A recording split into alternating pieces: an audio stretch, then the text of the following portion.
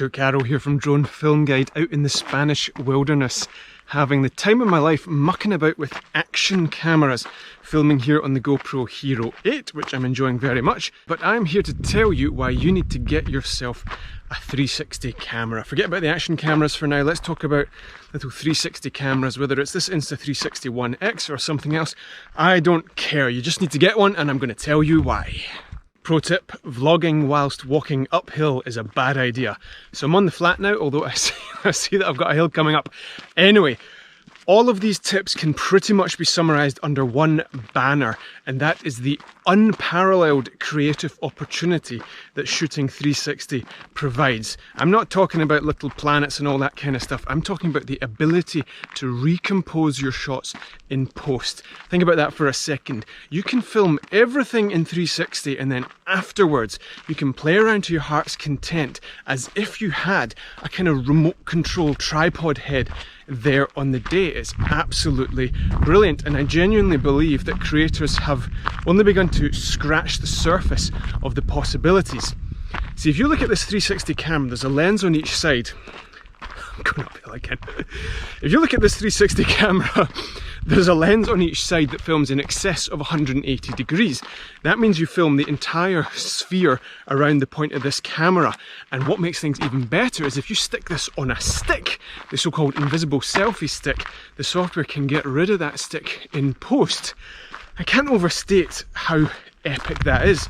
And it's been brought into light by playing around with this GoPro, for example. I was messing about with the GoPro on a bike, taking some really cool shots with it.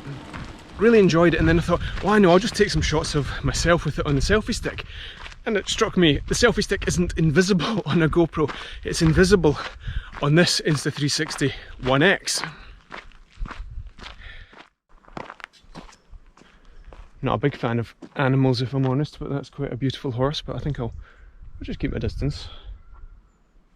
Hi! It goes to show how much I know about animals. Thing didn't even say hi back to me. So what does that mean in practical terms, everything I just said there about the 360 functionality, the invisible selfie stick? Well, think about it, this GoPro that I'm filming myself on now, I need to be very careful about the way I hold it and the way I point it at myself, otherwise my composition will be out.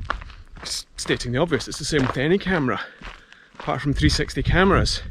If I wanted to film this GoPro as we speak, I traditionally would point the camera like this, one of the lenses at the GoPro, or like this, but it doesn't matter. I can point it like this, I can point it like this, believe it or not, I can point it like this, it does not matter. The camera films absolutely everything, and then you can reposition in post. The implications of this are really far-reaching, and as I say, I don't think they've been fully explored yet. By way of example, I love filming myself on this GoPro. It's so practical, stabilization built in, all that kind of stuff.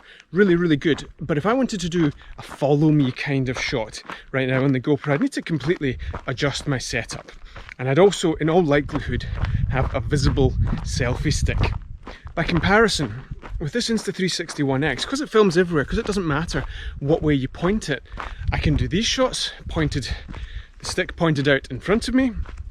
Then if I want to do a follow me shot, I just swing the stick over my shoulder and have it over my back. Now that doesn't really work with a GoPro, does it?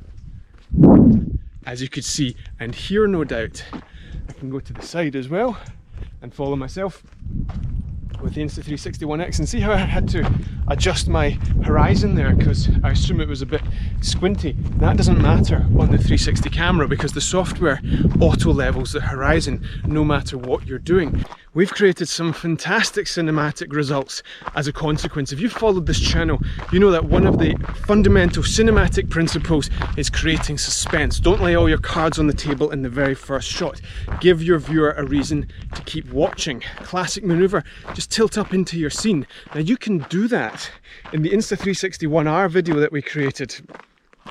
The very opening shot, camera's just stuck to the side of the car, and after the event we put in that tilt motion to reveal where the car was going, and I think it's truly cinematic and a really interesting way to start a short film. It's definitely worth pointing out to you that we're not sponsored by Insta360, not paid to say all these things. I don't care which kind of 360 camera you get, I'm sure they're all quite good quality at the end of the day. It's the functionality that interests me. What's absolutely incredible about 360 cameras is the stabilization that can happen after the event. The footage is so smooth. I mean, what I'm doing now with this GoPro, walking over this lumpy terrain, absolutely amazing as well. I just think, you know, these things couldn't have been thought about a few years ago, and now you can basically run with these cameras and get stable results. But the outcome is that you can speed shots up and they're super smooth. You can do all kinds of recomposing in post, of course, so you can look around and you can just get so much out of one simple shot. I'm excited to see what the future holds for these cameras because a little bit more resolution, slightly better performance in a small form factor would be really helpful. At the moment you need to crop in quite a lot to get rid of that fisheye effect, which is inherent when you have these big wide angle lenses. That being said, the results we've been able to get from this have still been pretty great. Not a recommendation for any specific camera, as I say, just for the concept, so watch this space. Okay, I'm going to crack on playing around with these cameras. Hopefully that gave you some food for thought. If you're into the drone side of things, don't forget to check out our free ebook, From Drone Zero to Drone Hero, 37 tips to get you flying like a filmmaker. Lots more content coming soon on the channel as always, and we will see you next time.